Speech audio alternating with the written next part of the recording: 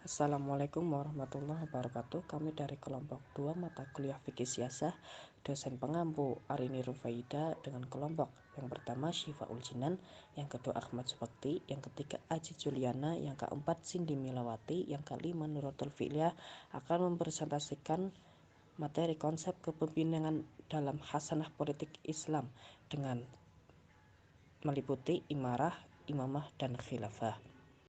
Imaroh. Pengertian imaroh. Imaroh merupakan sebutan untuk jabatan amir dalam suatu negara kecil yang berdaulat untuk melaksanakan pemerintahannya oleh seorang amir. Imaroh menurut istilah yaitu keimanan, kepemimpinan, pemerintahan atau sebutan untuk jabatan amir dalam suatu negara kecil yang berdaulat untuk melaksanakan pemerintahannya oleh seorang amir. Amir adalah orang yang memerintah, orang yang menangani persoalan, orang yang mengurus atau penguasa. Pada masa dinasti Umayyah, gelar amir hanya digunakan untuk penguasa daerah provinsi yang juga disebut wali. Tugasnya pun mulai dibedakan dan didampingi oleh pejabat yang diangkat. Tugas dan tanggung jawab imarah. 1. Mencegah terjadinya fitnah dan kriminalitas seperti pencurian, perampasan, perjudian, dan jual beli atau konsumsi opium. 2. Memperkuat pertahanan negeri dengan melengkapi senjata, amunisi, laskar, dan pagar batas teritorial yang kuat. 3. Mengawasi dinamika pasar supaya tidak terjadi instabilitas ekonomi dan menindak tegas para pengacau pasar. 4. Mengangkat menteri atau pejabat negara yang memenuhi syarat. 5. Menegakkan hukum syara Allah dan adat istiadat. Yang selanjutnya, asas-asas imaroh dalam Islam. Yang pertama, asas konstitusional. Asas ini berasal dari konstitusi atau undang-undang dasar. Asas ini merujuk pada semua langkah politik yang sesuai dengan aturan hukum yang berlaku di suatu negara. Contohnya, penyelenggara harus memperhatikan asas musyawarah, keadilan, kebebasan, dan pertanggungjawaban kepala negara. Yang kedua, asas musyawarah. Asas musyawarah di negara berkehidupan bersama, sehingga untuk memecahkan masalah kenegaraan harus dilakukan dengan cara musyawarah. Contohnya, dalam Al-Quran, surat Al-Imran ayat 159 berisi perintah agar Nabi Muhammad SAW bermusyawarah dengan para sahabatnya dalam urusan bersama. Yang ketiga, asas keadilan. Asas keadilan ini merupakan syarat mutlak bagi terwujudnya kehidupan masyarakat yang utama. Yang selanjutnya, asas persamaan. Asas ini terutama ditekankan pada persamaan perlakuan hukum dan terpenuhinya hak asasi manusia untuk semuanya. Yang selanjutnya, hak kebebasan. Asas ini meliputi kebebasan pribadi, kebebasan mengemukakan pendapat, dan kebebasan beragama. Yang terakhir, asas pertanggungjawaban kepala negara.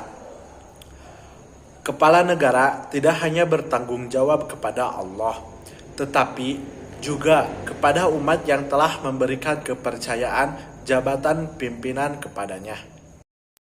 Di sini saya akan membahas tentang pengertian imamah. Apa itu imamah? Imamah adalah isi masdar atau kata benda dari kata amama yang artinya di depan. Sesuatu yang di depan disebut dengan imam. Arti harfiah dari kata tersebut adalah orang yang berdiri di depan untuk menjadi panutan orang-orang yang di belakangnya.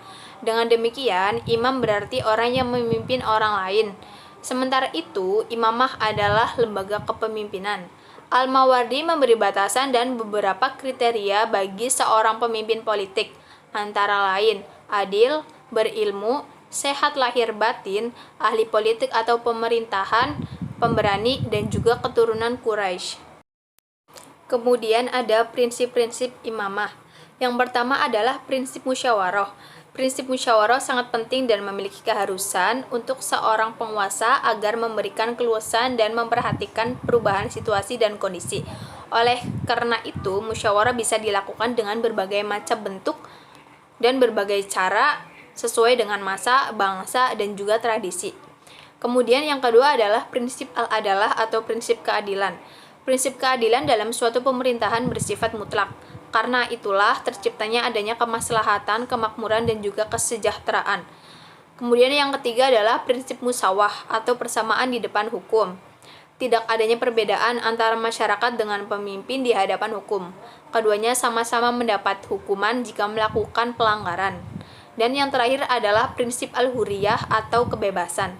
Kebebasan merupakan hak asasi yang paling dasar yang dimiliki oleh manusia. Salah satu bentuk kebebasan yang paling dasar adalah kebebasan memeluk agama. Bentuk kebebasan yang lain adalah kebebasan berpikir dan berbicara, atau dengan kata lain kebebasan mengutarakan pendapat.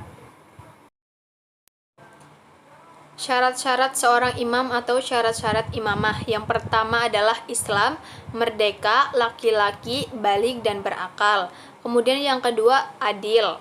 Dan yang ketiga mempunyai pengetahuan dan pengalaman yang mencukupi baik dalam masalah keagamaan maupun keduniaan.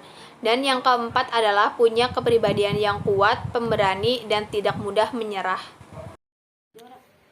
Tugas-tugas imamah. Yang pertama, menjaga dan melestarikan hukum-hukum keagamaan, lebih-lebih yang menyangkut akidah serta memberantas tindak-tindakan yang berbau bid'ah dan keluar dari syariat Islam.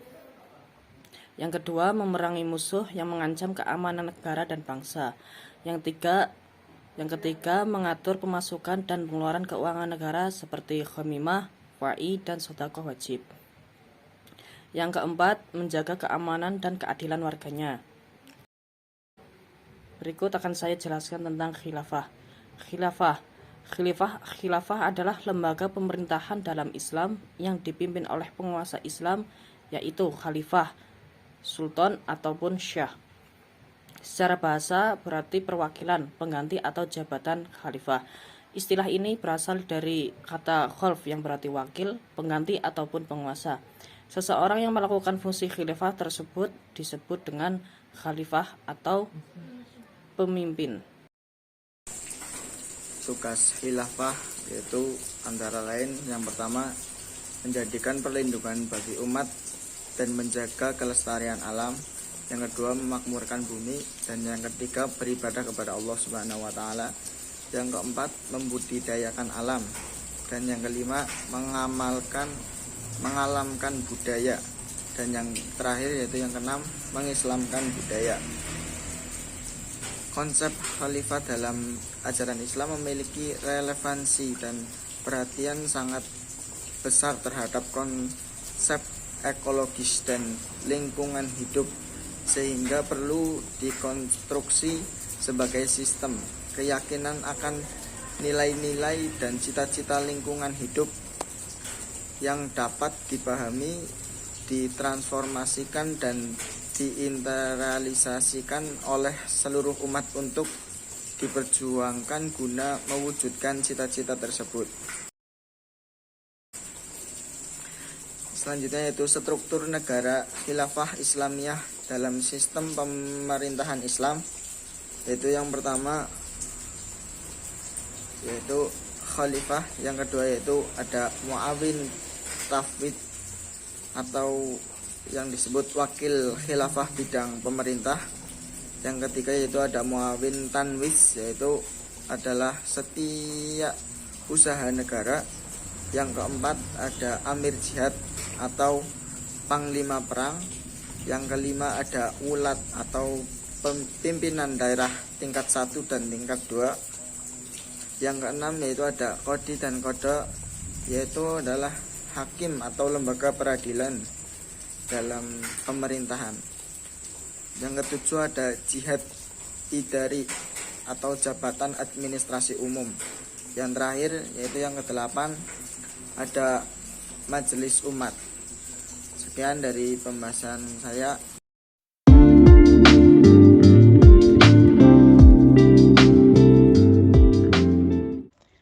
Sekian presentasi dari kelompok kami. Bila ada salah, mohon dimaafkan. Jika ada kelebihan, itu datangnya dari Tuhan. Billahi taufik wal hidayah. Wassalamualaikum warahmatullahi wabarakatuh.